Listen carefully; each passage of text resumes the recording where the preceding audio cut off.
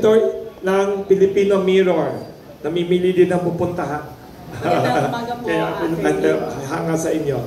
Tatanong ko lang po yung kasi yung prepaid na kuryente at saka yung ano pa isang tawag doon, yung regular na cost consumer.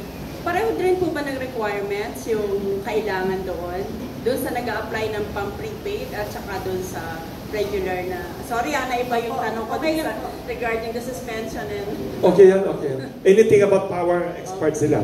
Meron pong pagkakapareho, pero meron din pong pagkakaiba. Unang-una po, hindi po lahat ng areas available yung prepaid metering. Nabanggit ko po kanina, may mga pilot areas lang po. So, kung gusto man po ng halimbawa po, kayo po or someone you know, gustong mag-prepaid metering, unang-una po kailangan i-check yung area po ba ay kasama dun sa pilot areas for prepaid. So, isa po yan sana dun sa mga innovation na gusto nating isulong pa, yung smart metering, prepaid metering.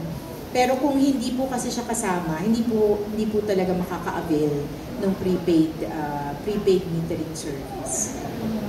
Balik po ako dun sa requirement, attorney, kung ano po yung pagkakaiba ng requirement.